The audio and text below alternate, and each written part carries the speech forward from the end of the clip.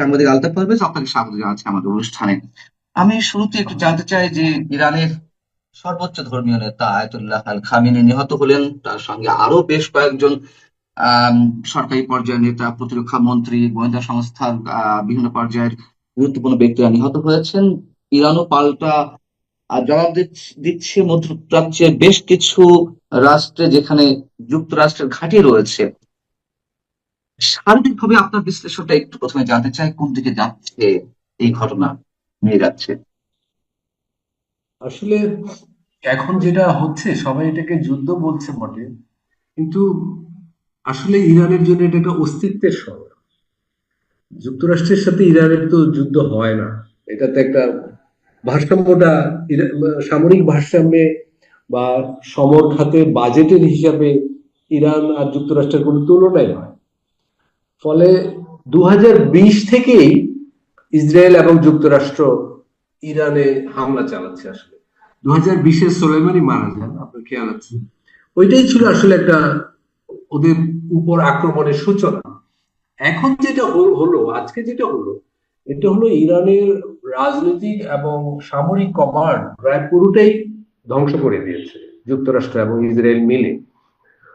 Ali Khamenei মারা গেছেন, ওনার উপদেষ্টা মারা গেছেন, প্রতিরক্ষা মন্ত্রী মারা গেছেন, সেনাপতি মারা গেছেন, রিপাবলিকান গার্ডের চিফ কেউ মারা হয়েছে, মোহাম্মদ পাকপোর।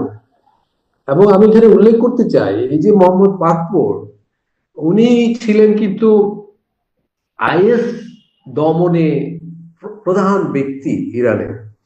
যুক্তরাষ্ট্র এবং ইসরায়েল যে ওনাকে টার্গেট করলো, এর মানে হলো আইএস এর সাথে এদের সম্পর্কটাও কিন্তু বোঝা যায় পরোক্ষভাবে।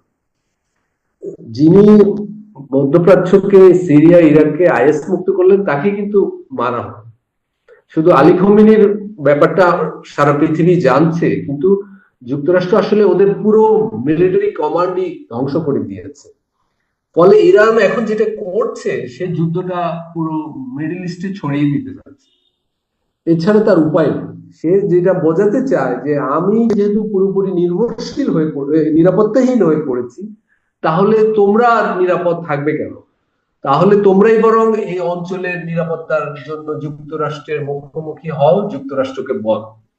এখন আসলে এই পর্যায়ে রয়েছে, এবং আমি বলবো ইরান একটা গণ লাইনে চলে গেছে। মানে আপনি দেখবেন যে খামেনির মৃত্যুর পর পুরো ইরান জুড়ে বিক্ষোভ হচ্ছে।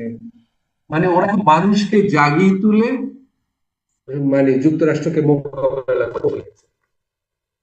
আম, অনেকে বলছেন যে যুক্তরাষ্ট্রের যে পরিকল্পনা রিজিম চেঞ্জ করা ইরানের, যেমনটা আমরা ভেনেজুয়েলার ক্ষেত্রে দেখেছি, সেটি সম্ভব নয়। তার কারণ ভেনেজুয়েলা আর ইরানের বিষয়টি এক নয়। যেমন আটলান্টিক কাউন্সিলের উপদেষ্টা হারলান উলম্যান, মানে ইউএস বেসড যেটি থিঙ্ক ট্যাঙ্ক আটলান্টিক কাউন্সিলের উলম্যান বলছেন যে, আমি যদি আপনাকে একটু তার মন্তব্যটা পড়ে শোনাই, যে আয়াতুল্লাহ আল খামেনিকে হত্যার মাধ্যমে যুক্তরাষ্ট্র একটি ঐতিহাসিক ভুল করেছে, এবং আহ, তার যে শীর্ষ নেতৃত্ব নির্মূল করার যে কৌশল, এটি বিপরীত হতে পারে। কারণ ইরানে ইসলামী শাসন ব্যবস্থার নেতারা এখন আর কোনোভাবেই নতি স্বীকার করবে না। এটি তার মন্তব্য, মানে আপনি তার সঙ্গে একমত পোষণ করেন কিনা? আমি পুরোপুরি একমত যে যুক্তরাষ্ট্র খামেনিকে হত্যা করে একটা বড় ভুল করেছে।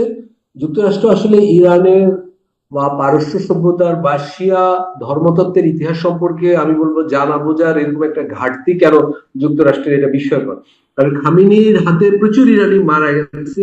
খামেনি একজন কর্তৃত্বপরায়ণ শাসক ছিলেন, কিন্তু ওনাকে হত্যার মধ্য দিয়ে ওনাকে শহীদি মর্যাদা দেওয়া হচ্ছে। ইরানিরা এখন মানে ওনার কোনো সমালোচনা শুনতে চাইবে না। ওনার যে এই যে শহীদি আত্মদান, ওরা এটাকে অনুসরণ করবে এবং এটার জন্য মাতম করে পুরো ইরান এখন প্রায় ঐক্যবদ্ধ হয়ে যাবে খামেনির এই আত্মদানের পরে বা ওনাকে হত্যার পরে।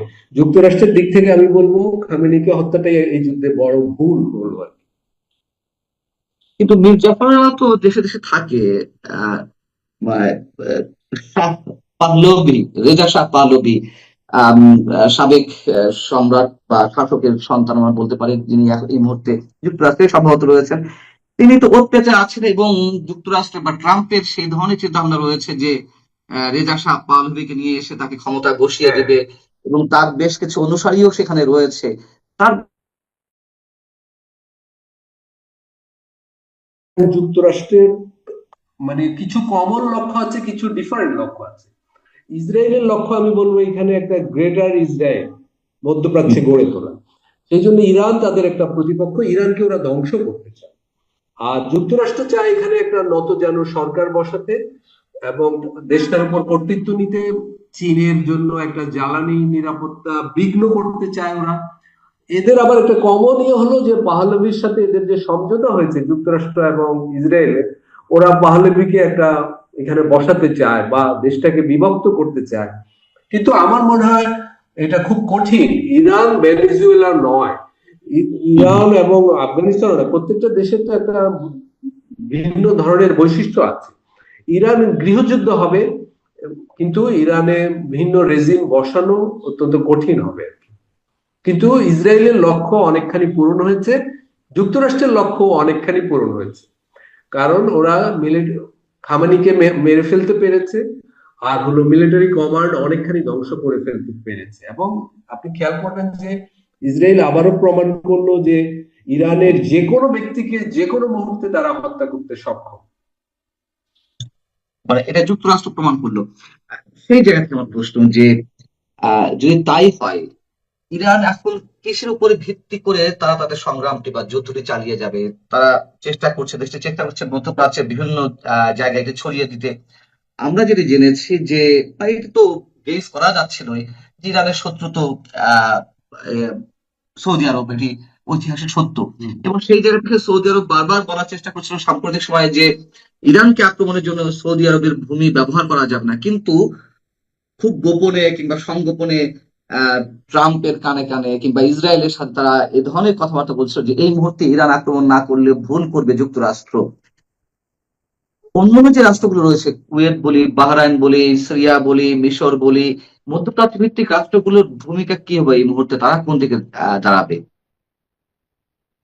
আসলে আলী খমেনিকে যে হত্যা করা হলো বা ইরানের যে সামরিক এবং রাজনৈতিক নেতৃবৃন্দকে হত্যা করা হচ্ছে বেশ অনেক বছর ধরে, এটার জন্য মধ্যপ্রাচ্যের এই শেখ বংশগুলো দায়ী। এরা যুক্তরাষ্ট্রকে নানাভাবে সহায়তা করেছে বিভিন্ন সময়। এবং আজকের ঘটনাতেও এদের আমি বলবো সায় পরোক্ষ ইন্ধন আছে। কিন্তু ইরান যে কৌশল নিয়েছে সেটা কিন্তু ওদের জন্য একটা চ্যালেঞ্জ। দুবাই, কাতার, অন্যান্য দেশেও তো ইরান হামলা চালাচ্ছে। ফলে এখন ইরান ওদের শান্তি বিঘ্নিত করবে, ইরান ওদের শান্তিতে থাকতে দেবে না। ফলে ওদেরও ব্যবসা বাণিজ্য ইত্যাদি বা ক্ষমতার নিশ্চয়তার জন্য নির্বিঘ্ন থাকতে ওরা যুক্তরাষ্ট্রকে বলতে বাধ্য হবে এই যুদ্ধ থামানোর জন্য। ইরান এই কৌশল নিয়েছে, কতটা সফল হবে সেটা আমরা আরো দু একদিন পরে বুঝতে পারবো। কিন্তু ইরানের এখনকার কৌশল এটাই, সে শেখদের শান্তিতে থাকতে দেবে না। মানে আমরা কি বলতে পারি যে ইরান এই মুহূর্তে পুরোপুরি একা? হ্যাঁ, ইরান এই মুহূর্তে একা। তবে চীন হয়তো তাকে গোয়েন্দা তথ্য দিয়ে বা কূটনীতিক ভাবে সহায়তা করছে, বা রাশিয়াও সেটা করবে, কিন্তু যুদ্ধের ময়দানে তো সে একা। তার মানে সরাসরি যুদ্ধ বলতে যা বোঝায় যে সরাসরি ইরানের হয়ে যুদ্ধে লিপ্ত হওয়া এই মুহূর্তে চীন রাশিয়ার সেই ধরনের সম্ভাবনা নেই। সরাসরি যুদ্ধে চীন কখনো লিপ্ত হবে না। চীনের এটা নিজস্ব নীতি। যুক্তরাষ্ট্রের সাথে আপাতত ওরা কোনো সরাসরি সামরিক সংঘাতে জড়াবে না। কিন্তু অবশ্যই ইরানকে তারা বিভিন্নভাবে সহায়তা দিবে বা দিচ্ছে। সেটা হতে পারে জাতিসংঘে কূটনীতিক পরিসরে বা ইন্টেলের ক্ষেত্রে, গোয়েন্দা তথ্যের ক্ষেত্রে তারা সহায়তা দিচ্ছে, এরকম হতে পারে। রাশিয়ার ক্ষেত্রেও সেটা হয়তো হতে পারে। হরমুজ প্রণালীতে তেলবাহী ট্যাঙ্কারে হামলা চালানো হয়েছে এবং সেটি বন্ধ করে দেওয়ারও একটা আম, আশঙ্কা থাকতে পারে। যদি হরমুজ প্রণালী বন্ধ করে দেয় ইরান, সেক্ষেত্রে সারা বিশ্ব অর্থনৈতিক অভিঘাতটা কেমন পড়তে পারে? যদিও আলোচনাটি খুব বিস্তারিত হওয়া দরকার, তারপরে সংক্ষেপে যদি আপনার কাছে শুনে। মানে হরমুজ প্রণালী দিয়ে বিশ্বের তেল পরিবহনের প্রায় 20 ভাগ হয়। ফলে একটা প্রতিক্রিয়া তো হবেই। হুম, হুম। আর যেমন চীনের ক্ষেত্রে আমি বলবো একটা বড় মানে খারাপ প্রভাব পড়বে। কারণ ইরানের 80 ভাগ তেলের আমদানিকারক চীন। ট্রাম্পের এই হামলার পেছনে চীনও একটা পরোক্ষ টার্গেট। ভেনেজুয়েলার ক্ষেত্রেও তাই ছিল। ট্রাম্প চীনকেও টার্গেট করেছে, ইসরায়েলের অবশ্য ভিন্ন বিবেচনায় কাজ করছে।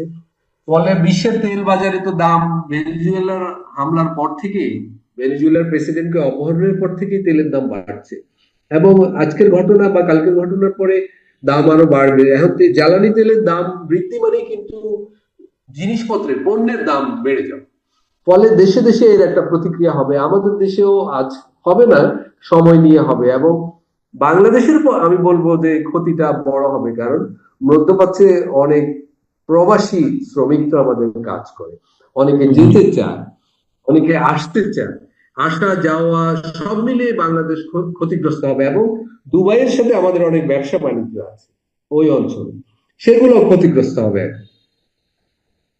আমি একটু শেষ যে প্রশ্নটি আপনার কাছে করতে চাই, যে উত্তরটা নিয়ে আমরা শেষ করবো, সেটা হচ্ছে যে তাহলে ইরান যদি একা হয়ে থাকে এবং মুসলিম বিশ্বে যুক্তরাষ্ট্রের চোখে চোখ রেখে কথা বলার মতন এক ইরানই ছিল, এটি আমাদের অনেকেরই ধারণা। আসলে বিষয়টি কি তাই? যদি তাই হয়ে থাকে, তাহলে একে একে যেভাবে ইরানের উপর আঘাত করছে, সেই জায়গা থেকে মুসলিম বিশ্বের মানে কাউন্টার দেওয়ার মতো তার কেউ রইল না, এই কথাটা আমরা বলতে পারি কিনা? না, আমি এখানে একটু ভিন্নভাবে বলতে চাই। মানে যুক্তরাষ্ট্র এবং ইসরায়েলের সাথে ইরানের সরাসরি যুদ্ধটা ইরানের দিক থেকে একটা সামরিক ভুল। মানে যুক্তরাষ্ট্র আর ইসরায়েলের সাথে তো তারা পারবে না, বা পারার কোনো কারণ নাই। ইরানের প্রয়োজন মধ্যপ্রাচ্যে আরো মিত্র, সেইটা খুঁজে পেতে হবে। বা ইরান এখন যে কৌশল নিয়েছে যে মধ্যপ্রাচ্যের দেশগুলোকে বাধ্য করা, যে ওরাই যেন যুক্তরাষ্ট্রকে যুদ্ধবিরতিতে রাজি করায়। মানে ইরানের সামনে এই দুটো কৌশলই আছে, সরাসরি যুদ্ধটা ইরানের জন্য আমি বলবো ভুল কৌশল আর কি। এবং ইরানের ইরান তো কিছু সামরিক ভুল করেছে, সেটা হলো Gaza, Lebanon, Syria, Iraq, Afghanistan, বিভিন্ন জায়গায় নানা ধরনের প্রক্সি যুদ্ধে, ছদ্ম যুদ্ধে জড়িয়ে পড়েছিল তারা। ফলে তাদের সামরিক শক্তি অনেক বিস্তৃত হয়ে পড়েছিল। এইটা ওরা তো পরে সামাল দিতে পারেনি, সোলেমানি মারা যাওয়ার পরে ওরা আর এগুলো সমন্বয় করতে পারেনি। এগুলো ওদের জন্য অপচয়মূলক ছিল। বা সিরিয়ার আসাদ গভর্নমেন্টকে ওরা রক্ষা করতে যে প্রচুর মানব সম্পদ হারিয়েছে, ওই সামরিক কৌশলটা ভুল ছিল তাদের। আর আসলে ইরানকে নানা দিক থেকে যুক্তরাষ্ট্র অনেকদিন থেকে দুর্বল করছে, অবরোধ দিয়েও। ফলে ইরান একদিকে অবরোধের ফলে অর্থনৈতিকভাবে দুর্বল হয়ে গেছে, আবার সামরিকভাবে নানা দিকে ছদ্মযুদ্ধে লিপ্ত হতে যেও সে তার জনবল হারিয়েছে। এরকম একটা নানা কিছু ভুলও হয়েছে ইরানের আর কি।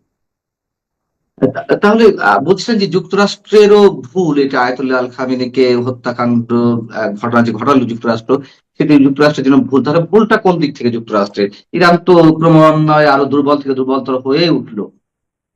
হ্যাঁ, কিন্তু ইরান দুর্বল হয়ে যাবে, কিন্তু ইরানে যে রেজিম পাল্টানো বা একটা নতজানু সরকার বসানো, সেইটা সম্ভবত যুক্তরাষ্ট্রের পক্ষে সম্ভব হবে না। দ্বিতীয়ত, ইরান যদি তার মধ্যপ্রাচ্যে অন্যান্য দেশগুলোয় হামলা অব্যাহত রাখতে পারে, তাহলে যুক্তরাষ্ট্রকে কিন্তু ইরানের সাথে একটা আলাপ আলোচনায় আবার ফিরতে হবে।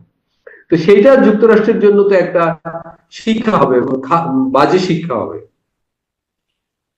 অনেক ধন্যবাদ সাংবাদিক আলতাফ পারভেজ, আপনি ভালো থাকবেন। আমাদেরকে সময় দেওয়ার জন্য অনেক অনেক ধন্যবাদ। দর্শক আপনারা যারা শুনছিলেন, আপনাদেরকেও ধন্যবাদ।